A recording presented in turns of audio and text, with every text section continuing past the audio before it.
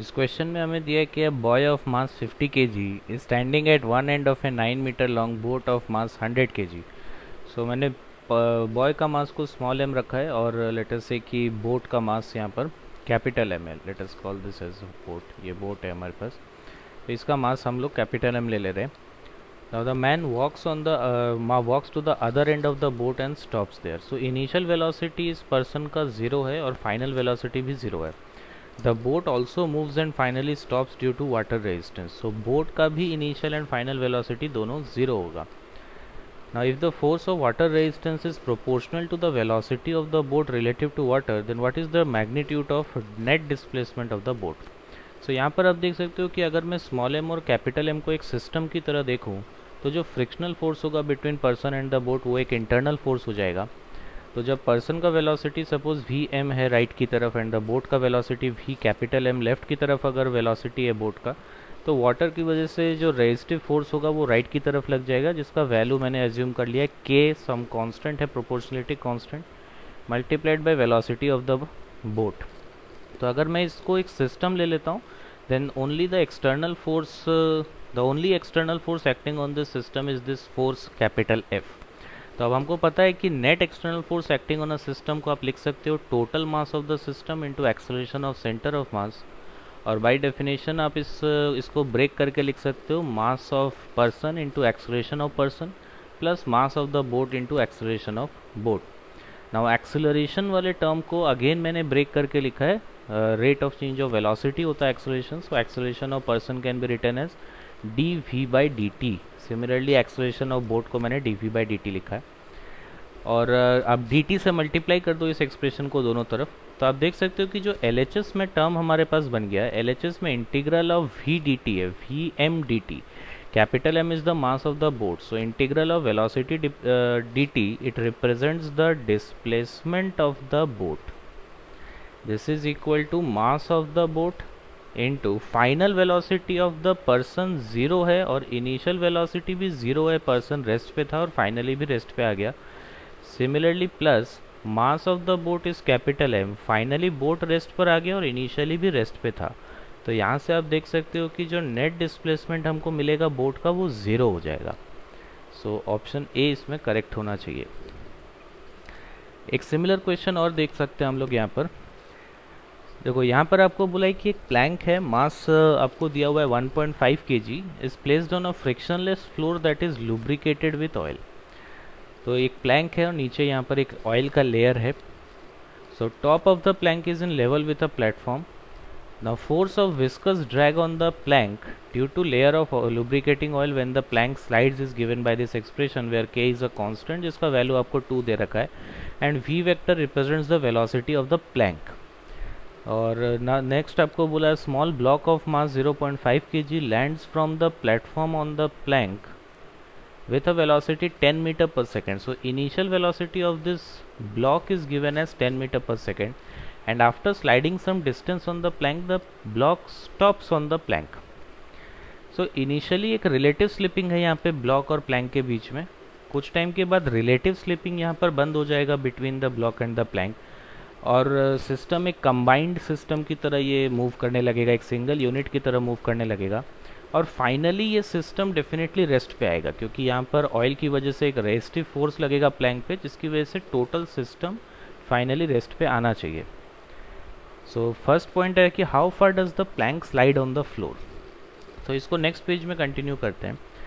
तो आप देखो कि किसी इंस्टेंट पर अगर मैं अज्यूम कर लूँ कि सपोज इस प्लैंक का वेलोसिटी v2 है और बोट का वेलोसिटी v1 है, सो इस ब्लॉक का वेलोसिटी v1 है, तो ऑयल से जो रेजिस्टिव फोर्स इस प्लैंक पे लग रहा होगा that will be k times the velocity of the Planck which is v2। So velocity v2 के ऑपोजिट डायरेक्शन में लग जाएगा ये। सो अगेन मैं ये सिस्टम को ब्लॉक को और प्लैंक को एक सिस्टम की तरह ट्रीट कर रहा हूँ, तो जो फ्रिक्शनल फोर्स होगा इन दोनों के बीच में वो एक इंटरनल फोर्स हो जाएगा। So the net external force on this system is only this k v2।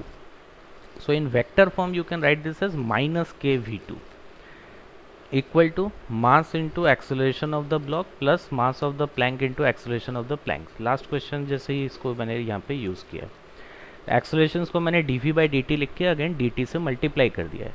सो आप देख सकते हो कि ये लेफ्ट में टर्म क्या हो गया, minus of k times of integral v2 dt, this will represent the displacement of the plank, this is equal to mass into change in velocity of block. Final velocity तो zero होगा, पूरा system finally definitely रुकेगा, और initial velocity आपको दे रखा है यहाँ पे ब्लॉक 10 मीटर पर सेकंड का वेलोसिटी से इस प्लैंक पे लैंड करता है, ये क्वेश्चन में आपको दे रखा है। सो इनिशियल वेलोसिटी ब्लॉक का 10 है, plus mass of the plank multiplied by final velocity plank का 0 और इनिशियल भी 0 है, इनिशियली रेस्ट पे था प्लैंक।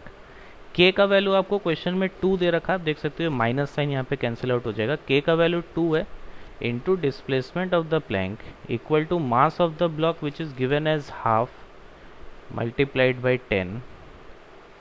so हम बोल सकते हैं डिस्प्लेसमेंट जो हो जाएगा प्लैंक का, उसका मैग्नीट्यूड है 5/2 और 2.5 मीटर। ठीक है, नेक्स्ट पार्ट इसका है कि which of the following graph best represents the relation between magnitude of frictional force between the block and the plank. Frictional force पूछ रहा है। सो आप देखो इस पूरे सिचुएशन को अगेन हम दो पार्ट में यहाँ पर ब्रेक कर सकते हैं। फर्स्ट पार्ट हो जाएगा हमारे पास जब रिलेटिव स्लिपिंग हो रहा है between the block and the plank. तो जब रिलेटिव स्लिपिंग हो रहा होगा उस टाइम पर डेफिनेटली फ्रिक्शन काइनेटिक है, तो काइनेटिक फ्रिक्शन में म्यू mg लिख सकता हूँ, where small m is the mass of the block.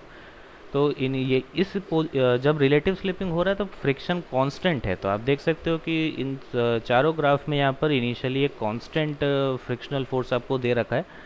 So this region represents the situation when there is relative slipping between the block and the plank. Next मैं एक situation यहाँ पे second में आप देख सकते हो कि जस्ट रिलेटिव स्लिपिंग जब बंद हुआ उस टाइम का डायग्राम मैंने बनाया। ठीक है, तो जैसे ही रिलेटिव स्लिपिंग बंद हुआ उस टाइम पर वेलोसिटी है मान लेते हैं इस प्लैंक का और ब्लॉक का v। सो जस्ट बिफोर ये इस सिचुएशन से जस्ट पहले जब रिलेटिव स्लिपिंग हो रहा था तब इस प्लैंक का वेलोसिटी था vm। ठीक है, और जैसे ही रिलेटिव स्लिपिंग बंद हुआ वेलोसिटी हो गया v। क्योंकि मेरे को इस क्वेश्चन में आप देख सकते हो ये जो पॉइंट यहाँ पर आपको दिख रहा है ना, इस पॉइंट को जज करना है। यही वाला पॉइंट यहाँ पे वेरी कर रहा है डिफरेंट ऑप्शंस में। तो इस पॉइंट को जज करने के लिए मैं क्या कर रहा हूँ, यहाँ पे दो सिचुएशन ले रहा हूँ।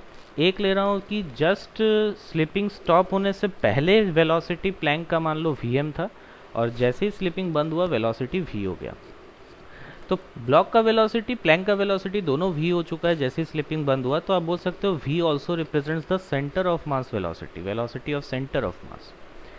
अगेन आप इस सिस्टम को अगर देखोगे तो इस सिस्टम पे फ्रिक्शन एक इंटरनल फोर्स हो जाएगा और वो स्टैटिक इन नेचर है अब यहाँ पे, क्योंकि रिलेटिव स्लिपिंग नहीं हो रहा है। तो सिर्फ एक एक्सटर्नल फोर्स है k इंटू v। सो इन दोनों ब्लॉक्स अब रिलेटिव स्लिपिंग बंद हो गया तो दोनों का एक्सेलरेशन या रिटार्डेशन, इस केस में आप बोल सकते हो दोनों का रिटार्डेशन भी सेम होगा, which will be a, and this a also represents the acceleration of centre of mass. So net external force क्या लिख सकते हैं हम, that is total mass multiplied by acceleration of centre of mass. So the external force on this system is k into v equal to total mass is small m plus capital M into acceleration a।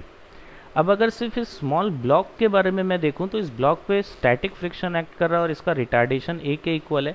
तो मैं बोल सकता हूँ this static friction equal to mass into acceleration for this block, और acceleration मैं इस equation से बोरो कर ले रहा हूँ यहाँ पे। So this is small m by capital M plus small m into kv। So definitely यहाँ पर ये जो टर्म है small m by capital M plus small m, this term is less than 1। सो ये जो फ्रिक्शनल फोर्स का value आ रहा है ये kv से कम होगा। अब आप इन दोनों इक्वेशंस को कंपेयर कर सकते हो। आप देखो कि जब ये प्लैंक इनिशियली तो ये प्लैंक रेस्ट पे था, ठीक है, ये प्लैंक का वेलोसिटी धीरे धीरे इंक्रीज होकर v तक पहुंचा और उसके बाद फिर कम होना स्टार्ट होगा स्पीड और फाइनली सिस्टम रुक जाएगा। तो अगर ये प्लैंक का वेलोसिटी इंक्रीज हो रहा है, जब रिलेटिव स्लिपिंग हो रहा था उस टाइम पर प्लैंक का वेलोसिटी अगर इंक्रीज होना है तो उसके लिए काइनेटिक फ्रिक्शन का वैल्यू इस फोर्स जो ऑयल की वजह से रेजिस्टिव फोर्स आ रहा है उससे ज़्यादा होना चाहिए। So kinetic friction which is mu mg, this must be greater than k into vm। ठीक है, अब आप इन दोनों को कंपेयर कर सकते हो। स्लिपिंग जैसे ही स्लिपिंग स्टॉप हुआ वेलोसिटी हो गया v, स्लिपिंग जस्ट स्टॉप होने से पहले वेलोसिटी था vm। ठीक है, तो स्टैटिक फ्रिक्शन का जो वैल्यू आ रहा है हमारे पास जब स्लिपिंग बंद हो गया, जैसे ही स्लिपिंग बंद हुआ तो स्टैटिक फ्रिक्शन का वैल्यू म्यू एम जी से कम आएगा, ठीक है, क्योंकि स्टैटिक फ्रिक्शन के वी से कम है तो काइनेटिक फ्रिक्शन से भी कम होगा। तो ये ऑप्शन डी में सेटिस्फाई हो रहा है। आप देख सकते हो एक डिप है यहाँ पे, तो इस पोजीशन पे स्लिपिंग बंद होने से पहले स्टैटिक फ्रिक्शन काइनेटिक फ्रिक्शन था, स्लिपिंग बंद होने के बाद स्टैटिक फ्रिक्शन है, और स्टैटिक फ्रिक्शन का वैल्यू के वी से कम है, वेरएज काइनेटिक फ्रिक्शन का वैल्यू के वी एम से ज़्यादा है। तो ऑप्शन डी इसमें करेक्ट होना चाहिए। तो एक सिमिलर प्रॉब्लम आप लोग यहाँ पर ट्राई कर सकते हो खुद से, और अगर किसी को कोई डाउट होगा तो आप पूछ सकते हो मेरे को।